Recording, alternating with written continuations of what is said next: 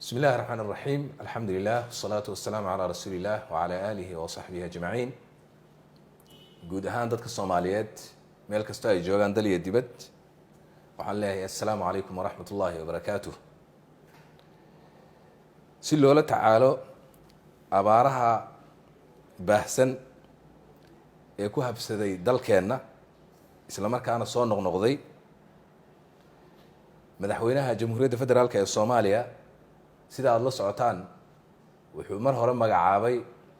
ergey gaar u ah la tacaalida arrimahaas si uu dhiiri geliyo isla markaana uu kor ugu qaado wacyiga caalamka iyo kan Soomaaliyeed isla markaana uu u dareensiiyo baahida inta ay leeg tahay iyo say lagama maarmaanka u tahay in loo gurmado dadka Soomaaliyeed waxaa markii ugu horeysay la magacaabay wasaaradda bii'ada iyo isbeddelka cimilada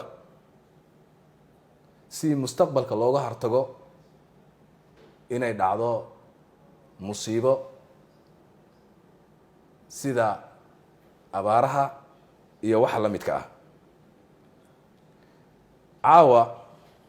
oo ay taariikhdu tahay 16 bishii 8 2022 waxaan guddoomiyey shir aan caadi ahayn oo aan isugu yeeray golaha wasiirada si looga howlgalo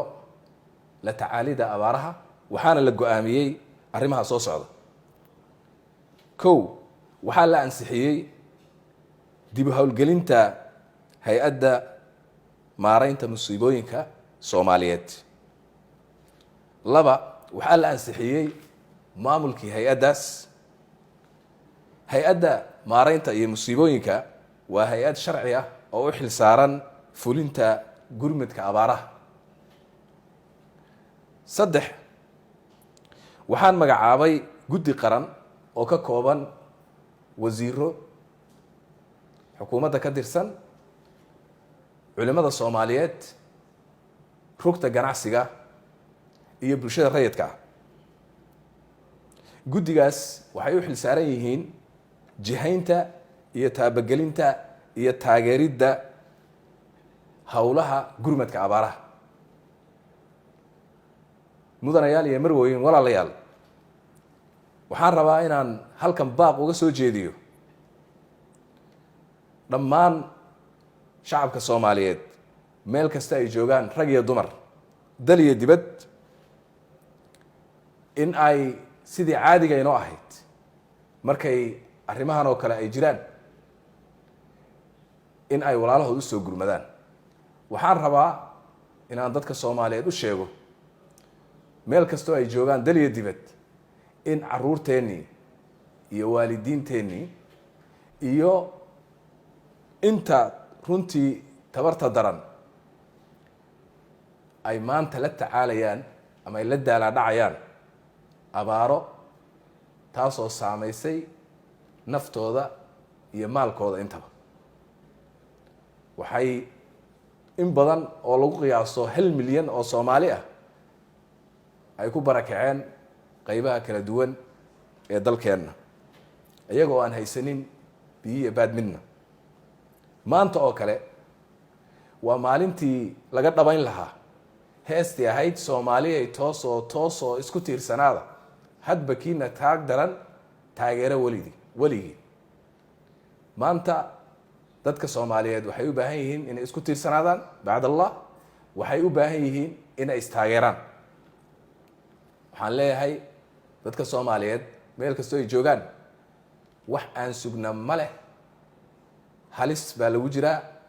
dadkeenu halis bay ku jiraan waxaan u baahannahay in aan istaageero waxaan u baahannahay inaan isku tiirsanaano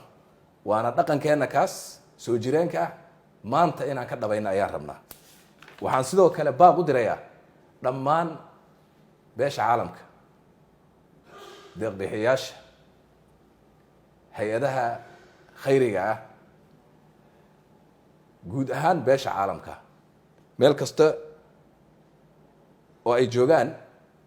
in ay caawiyaan dadka Soomaaliyeed, in ay ka hortagaan in ay dhacdo macluul xilligaas oo ay adkaanayso in dadka Soomaaliyeed la caawiyo. maanta ayay joogtaa maalintii la caawin lahaa. waxaan rajaynayaa in ay la shaqeeyaan beesha caalamku, inay la shaqeeyaan hay-adahaas aan magacownay oo ay kow ka tahay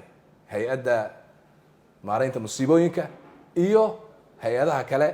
ee ayada oversight ku sii leh. aad baad u mahadsantihiin. wassalaamu calaykum waraxmat ullaahi wabarakaatu.